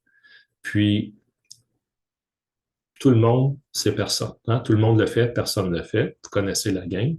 Fait que si c'est une entreprise familiale, allez le plus possible dans le détail. Comme ça, s'il y a un conflit, un problème, un différend, n'importe quoi, peu importe le niveau, ben, il y aura toujours le papier signé qui dit, ben, s'il arrive ça ou s'il arrive pas ça, on fait ça, dans le but de protéger la relation autant que possible. Okay? Si c'est des gens que vous ne connaissez pas, oui, il faut tout noter, mais c'est différent parce qu'il n'y a pas de lien émotionnel. Je veux dire, vous perdez un partenaire, je perds le partenaire, ça finit là. Je perds de l'argent, ça finit là, mais je ne perds pas une relation qui fait toute la différence dans ma vie. Okay? Personnalité, selon ta personnalité, que tu sois un intro, un extraverti, entre les deux, intellectuel, physique, relationnel, pas relationnel pour Saint-Saëns. Tu es super apathique, empathique, je veux dire, super empathique, pas apathique, empathique. Tu as un air de bœuf, tu veux rien savoir de personne. En fait, ta personnalité va faire une différence. Okay? Développement personnel, tu as besoin de coaching, tu as besoin d'aide psychologique, tu as besoin de... Peu importe, vas-y, fais-les. Okay? Fais-les, va te former, fais des ateliers, va te former. Okay? Testament, bon. Si tu es en couple, tu es en famille, c'est sûr que c'est moi une raison que j'ai vendu mon entreprise à la fin 2015. Raison de santé, puis raison familiale, je m'alignais dans le divorce solide. OK? J'ai décidé de vendre l'entreprise à la place. Je rentre pas dans ces raisons-là. J'en parlerai peut-être à un moment donné dans un autre contexte et des détails surtout importants là-dedans par rapport à l'entrepreneuriat dans ce sens-là. Mais ça s'enlignait pas bien dans ce sens-là. Et Jordan est encore un enfant, tout ça. En tout cas, je ne me voyais pas là, passer à d'autres choses à ce moment-là. On va dire ça comme ça. Donc, j'ai vendu mon entreprise. Dans des cas comme ça prend idéalement un testament, ça prend un mandat d'inaptitude, procuration générale. S'il arrive quoi que ce soit, OK? Juste une mort, un divorce, séparation, un conflit, n'importe quoi qui arrive, OK? Moi, ça n'a pas été un problème. Je l'ai vendu tout simplement. J'ai ramassé le chèque, les royautés, puis ça a fini là. OK? Mais quand c'est des grosses entreprises qui génèrent des millions par année, qui a des partenaires d'affaires, qui a plusieurs départements d'impliquer là-dedans, s'il arrive quoi que ce soit de sérieux, le testament va venir placer les choses, OK? Parce que si vous laissez ça à la curatelle publique, c'est le gouvernement qui va décider, ça ira pas où vous voulez. Dans le testament, vous pouvez mettre vos choses. C'est sûr qu'il y a des lois, il y a des légalités qui vont faire que même si c'est écrit dans le testament, si la loi dit ça, ça va être ça quand même. OK? Moi, le testament est fait. Tu tombes malade, tu viens, tu n'es pas en mesure d'écrire, tu n'es plus en mesure de penser, tu fais une crise de quelque chose, tu perds la tête, la mémoire, n'importe quoi. Bien, tu as quelqu'un qui va être mandaté, le mandat d'inaptitude, pour répondre pour toi. Ça va devenir ton répondant. Que ce soit pour n'importe quoi, que ce soit pour ton temps d'entreprise, que ce soit la banque, l'hydro, l'hypothèque, la banque, la caisse, n'importe quoi. OK? Donc, mandat d'inaptitude, donc quelqu'un qui va répondre pour toi parce que tu n'es plus en mesure de répondre pour toi-même. Procuration générale, ça te donne le droit de gérer le compte de quelqu'un d'autre. Exemple, dans notre cas, le compte d'hydro est, est au nom de ma femme. OK? Ma femme disparaît du jour au lendemain. Techniquement, oui, je l'ai, la procuration, c'est sûr. Mais je veux dire, elle disparaît du jour au lendemain. Si je n'ai pas de procuration, je ne peux pas appeler l'hydro puis dire, ben, blablabla. OK? Ça prend une procuration. OK? Procuration générale, c'est une procuration souvent qui va être notariée, qui va permettre, au lieu d'en avoir une pour l'hydro, une pour l'Internet, une pour la banque ou la caisse, une pour plein de choses, tu vas en avoir une qui va te permettre de tout gérer, le compte conjoint, tout les choses de ton conjoint, de ta conjointe. OK? Donc, préférable d'avoir ça. OK? Ton état civil va faire une différence. Quand tu es marié, célibataire ou conjoint de fait, en fait, marié, conjoint de fait, c'est pas la même chose. OK? Habitez-vous à la même adresse ou vous êtes des conjoints qui n'ont pas la même adresse? Ça va jouer sur ça aussi. OK? Donc, c'est des choses à considérer, surtout si vous démarrez en affaires avec conjoint, c'est des choses à prendre en compte, à considérer. Okay? Et en passant, ben, si vous démarrez en affaires et que vous avez une famille, très important de garder du temps pour la famille. À un moment donné, ma fille Jordan, elle m'a fait un commentaire quand on était sur le plateau à Montréal, puis elle dit, Papa, même quand tu es là, tu n'es jamais là. J'avais toujours Bluetooth, le client avait la priorité jusqu'à un certain point, puis c'est venu tellement me chercher, tellement, ça a fait comme, ouais, je suis en train de passer à côté de quelque chose. Ça l'a aidé à prendre la décision aussi de vendre l'entreprise. Je ne vous le cacherai pas. OK? Retraite, tout ça, je ne rentre pas là-dedans pour l'instant, mais c'est des choses à considérer, tout dépendant à quel âge vous démarrez. Vous voulez quand même avoir un certain coussin, un certain revenu à la retraite pour continuer à bien vivre. Okay? Donc, en résumé, si tu veux te démarrer quelque chose, vous voulez démarrer quelque chose, ça prend une bonne idée ou un projet pour commencer. OK? Ça te prend une bonne attitude autant que possible, puis une certaine santé physique, une certaine règle de vie physique idéalement. Si tu es toujours malade, ça va pas bien, tu n'es pas en forme, ton entreprise va s'en ressentir. C'est clair, tu n'auras pas l'énergie de rencontrer le client, tu n'auras pas l'énergie de régler les choses, ça ira pas bien. OK? Donc, ça va tout ensemble jusqu'à un certain point. Définir l'ampleur du projet et le chiffre d'affaires que tu veux souhaiter. Parce que si tu dis, oh, moi, je veux juste faire 40 000 par année, bien, incorpore-toi pas. Fais juste démarrer quelque chose de simple. Comme la madame que je vous parle, qui fait des draps, qui fait des édredons, mais qui fait quand même beaucoup d'argent avec ça. OK? Vous seriez étonné. Si tu dis non, moi je veux faire 500 000, 1 million, 5 millions, 10 millions, je veux démarrer quelque chose de big, je veux faire ça, bien là, tu vas faire affaire avec PME Montréal ou une entreprise ou un organisme en mesure de t'aider, qui va avoir plusieurs conseillers. Tu vas avoir des coachs qui vont vraiment t'aider à avoir du succès dans ton projet. Bien là, c'est pas la même chose. Tu vas démarrer incorporé et tu vas aller chercher les outils et les ressources humaines, le potentiel humain nécessaire pour ça. Choisir la forme juridique la mieux appropriée. Moi, je te dirais, si tu veux faire plus que 40, 50 000 par année, tu t'incorpores tout de suite. OK? À 30 000, tu es obligé d'avoir les numéros de taxes. Mais si tu veux faire plus que 30, 40 000, tu t'incorpores tout de suite parce que tu vas le voir au niveau de ton rapport d'impôt et excusez-moi, au niveau de la responsabilité aussi. Si une poursuite, une faillite ou n'importe quoi, ça ne touchera pas ta vie personnelle, ça ne touchera pas ta famille non plus. va monter, compléter un plan d'affaires, idéalement. Si tu as besoin d'argent, de financement, ça te prend un plan d'affaires, ça te prend un CV d'affaires. OK? Si vous allez sur le site du gouvernement du Canada, de plein de sites, donc vous pouvez télécharger la Banque nationale, il y en a un très bon en passant sur le site de la Banque nationale. Ils ont des très, très bons conseils là-dessus, sur le monde des affaires, l'économie, tout ça, les placements. Puis, vous pouvez télécharger des excellents plans d'affaires pour vous aider à démarrer et tout ça. Allez chercher les ressources pertinentes. OK? Considérez le couple, la famille dans cette belle aventure. Donc, si vous êtes en couple, en famille, est-ce que ton conjoint veut t'aider, veut faire partie ou ne veut pas faire partie? Régler ça au début. Et il faut garder du temps pour la famille. OK?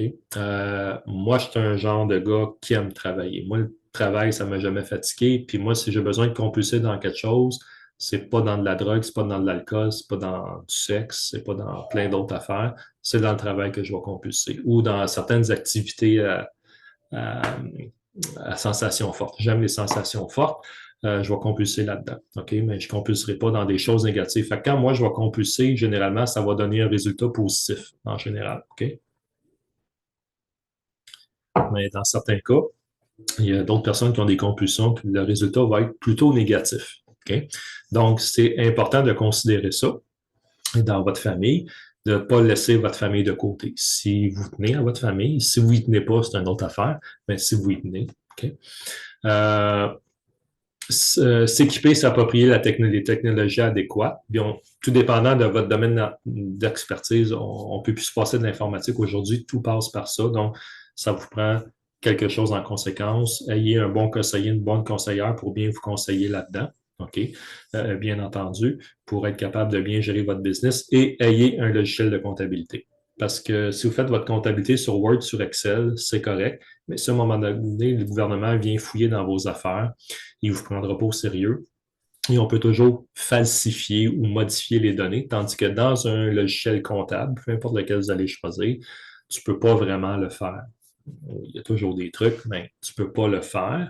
Et si tu fais certaines écritures dans ton logiciel comptable, tu es obligé de défaire. Tu ne peux pas modifier l'écriture, tu dois la défaire et la refaire et la refaire et la refaire. Donc, pour le gouvernement, c'est plus sérieux, c'est plus vrai. Si jamais il y a un, il y a un différent entre les deux, tu vas peut-être avoir la chance de gagner ton point avec le gouvernement. Si ta comptabilité n'est pas faite avec un logiciel de comptabilité, ça se peut que tu ne gagnes pas ton point. Okay? Bien se protéger légalement, assurance, incorporation, toute le kit, et bien se faire connaître. OK? Donc, si tu veux te faire connaître, avoir une belle visibilité, une belle crédibilité, médias sociaux, au pire, si tu n'es pas bon, tu n'es pas bonne là-dedans, engage quelqu'un qui va s'en occuper. Ça va te coûter plus cher, tu vas avoir moins de cash flow, donc moins d'argent liquide disponible, mais on s'en fout, c'est pas grave. Ta compagnie ou ton entreprise va prendre de l'expansion. Moi, j'ai commencé à prendre l'expansion quand j'ai engagé les deux personnes qui ont travaillé avec moi. J'ai doublé, j'ai triplé mon chiffre d'affaires à partir de là. Et c'est à partir de là que j'ai pu prendre un mois de vacances payé par année. Bon, jusqu'à temps que je vende. Oui, j'avais moins de cash flow. Oui, il y a des mois que c'était plus serré parce qu'il fallait que je paye mon monde, mais sur le volume, je me suis au début, mais après ça, je me suis retrouvé gagnant dans ce sens-là. Le reste, j'en parle pas. Si tu es une personne géniale, puis que tu as un projet, une idée d'invention, une idée de recherche et développement, tu veux commercialiser, développer, améliorer quelque chose qui existe déjà, voici des références si ça t'intéresse. Si tu es intéressé, attiré par tout ce qui est placement, investissement, tout ce qui est le concept que l'argent travaille pour toi, premièrement, ben voici. Et toutes sortes de références sur le monde des affaires, les placements, les ci, les ça, et tout ça. Et voilà. J'espère que cette petite conversation t'a éclairé un peu sur les débuts du monde des affaires, sur l'idée peut-être de démarrer quelque chose un jour, que ce soit très petit ou plus grand, peu importe la portée de ton projet, peu importe la teneur de ton projet, c'est toujours possible. Je te dirais qu'au Québec, en Amérique du Nord, c'est très facile de démarrer quelque chose et c'est très facile d'avoir un travail et une petite entreprise on the side de faire les deux en même temps. Sur ce, je te souhaite une très belle soirée. S'il te plaît, ne laisse pas de commentaires. Laisse aucun commentaire. Je n'ai pas le temps de répondre. je veux pas les voir, je veux pas les lire, j'ai pas le temps de répondre, il y en a trop. Je niaise, bien entendu. Vos commentaires sont toujours bienvenus. Je les attends. J'espère que je vais en avoir certains, que je vais pouvoir répondre à certaines de vos questions. Puis sur ce, bien, à la prochaine conversation.